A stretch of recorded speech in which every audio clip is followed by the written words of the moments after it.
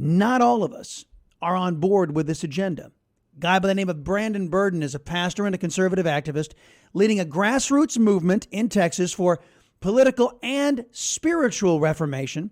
His recent book, Daniel Nation, When Christians Take a Stand in Civil Government, tells the powerful story of how Christians gathered at the Texas state capitol for the 2023 legislative session to overturn a rather evil agenda and in some measure won. Brandon, welcome to the Salcedo Show. Chris, thank you, sir. Tell the folks about what you did. Yeah, I mean, basically, we rallied the grassroots movement of Texas last year and organized them in a methodical way to go down to the Texas State Capitol during the 88th session to champion conservative legislation and to get involved with the RPT agenda that was passed at state convention and the 10 priorities that they wanted passed. And what we saw is that we go to convention every other year and we pass this great agenda, but then none of the Republican lawmakers who campaign that they're going to, support our planks and platform, they don't ever pass any of the legislation that they say they're going to pass. And so we basically said, hey, guys, look, the grassroots lobbyists, we're the largest lobby in Texas. We're just not paid for. We have to pay our own way. If we don't go down there every week and let them know that we're watching their votes and making our voices heard, we're not going to get any of our RPT priorities passed. And so that's what we did. We committed that we're going to go down every single week. We chartered buses. We got people on the buses. We were faithful to go every Tuesday, sometimes on Thursday. And we were in their face every single week making our voices heard. And that's why we got 17 conservative bills passed.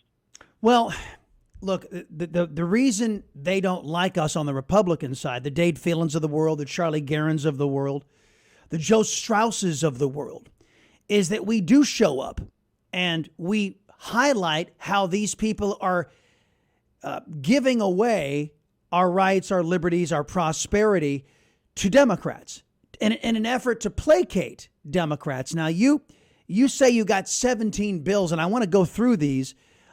And they're probably classes of bills if we can just narrow it down. I don't want to go through all 17. But give me an example of some of the victories you were able to achieve. Well, I think the most important of the 17 were the 7 bills for protecting Texas kids from sexualization. I mean, one was SB 14, the Child Gender Mod Bill by Dr. Tom Oliverson. That bill was our biggest bill that we fought for during the session. That was the one where the transurrectionists shut the Capitol down on May the 2nd. We were there that day. We had to evacuate the Capitol by DPS because they decided to stage a riot, a pre-planned riot but that's in the okay. House chambers. That's okay because, left-wingers can do an insurrection and they call it a protest, right? And they can beat people up and they call it a protest. They can set things on fire and they call it a mostly peaceful demonstration. But well, it wasn't peaceful as we walked through 2 lines of protesters outside the gallery doors saying, "You hate me, you hate me," and screaming and shouting in our faces and shutting the whole Capitol down. I don't really call that peaceful. Well, and you guys did make some headway, as you rightly point out. Let me just ask you about your fear, because a lot of people on the Republican side do this. They write into bills something called a poison pill that they know will not survive judicial muster. They put it in there to say, hey, look, we passed it. And then a court comes along and says, well, wait a minute, you can't do that. That's unconstitutional. And they stuck it in there just to wipe out the entire bill. How concerned are you that some, air quotes, Republicans did that to some of these bills?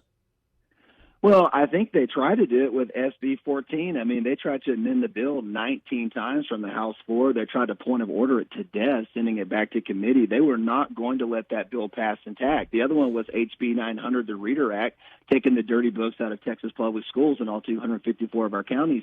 They tried to water that one down as well. But the reason why they were not able to do that was because this time the grassroots were there in force in a concentrated mass, and we were paying attention and making all of their votes public to the voters back in their district. And one thing we've learned about politicians is that they want to get reelected. See, the problem has been we have not been going down en masse as the grassroots to hold them accountable. We go down one time, we glad hand, we say, hey, glad you got elected, we never go back. This is the first time in Texas legislature history, at least in my involvement, that we have gone down in a concentrated way that has held their feet to the fire every day of the session. Brandon Burden is our guest right now, folks. He's a pastor and a conservative activist leading the grassroots movement in Texas for political and spiritual reformation. And, you know, I think of John Cornyn. John Cornyn just pulled an all-nighter with his fellow Democrats and his fellow Republicans to impose a $95 billion expenditure on our great-grandchildren to send those billions of dollars overseas to foreign wars while our border remains wide open. And he didn't care so much about that because he pulled an all-nighter on a weekend. He was hoping it would go by unnoticed. But what you really got his ire up is when the Attorney General, Ken Paxton, tweeted on his massive Twitter account what the senator had done to us.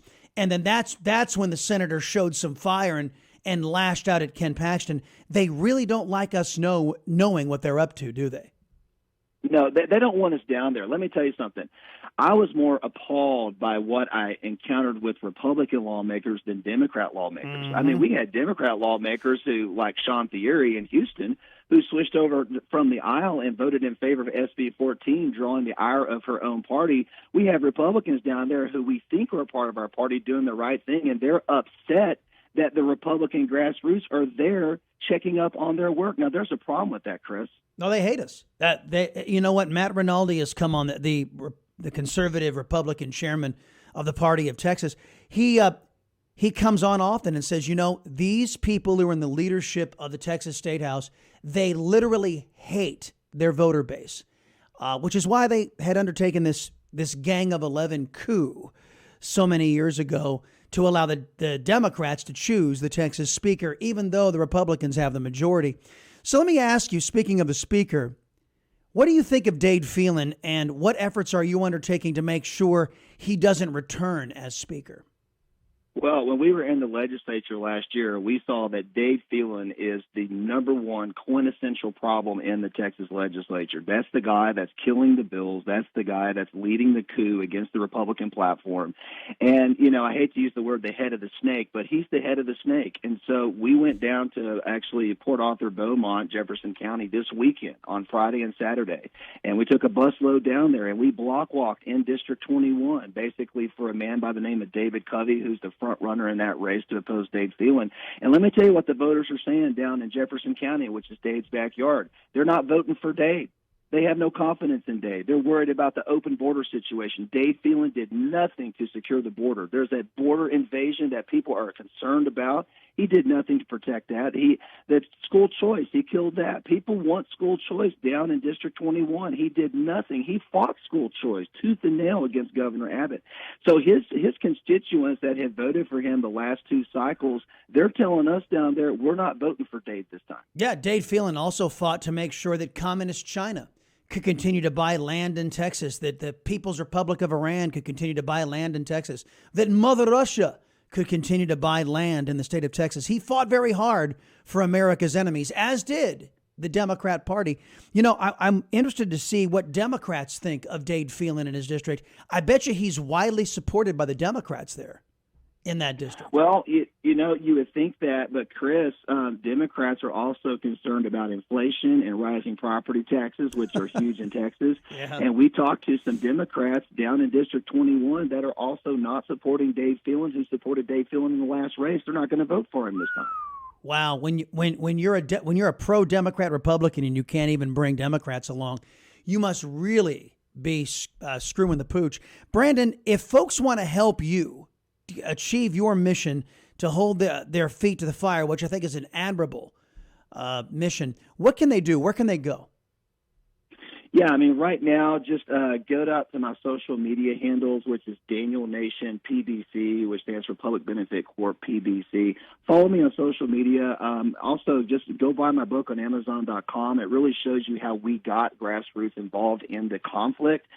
We need grassroots on the front line. You know, right now, the best thing that grassroots can do is to support the opponents to the rhino incumbents. And here's the great thing about what happened in the legislature. All the rhinos drew challengers. They all have great opponents in the state of Texas running against them. Go to the polls this week and poll greet for those opponents in the race. Let's get these rhinos out of the House and get a new speaker. Well, the polling indicates that a lot of these, as you would say, rhinos, I call them pro-Democrat Republicans, phonies, fakes, non-conservatives, whatever you want to call them, that the polls show that the people have awakened to their inaction and their focus on delivering for Democrats and betrayal of their own voters. So we may have a chance to transform Texas back to where it's supposed to be. Brandon Burden, thank you very much. Appreciate the visit. Thank you, Chris.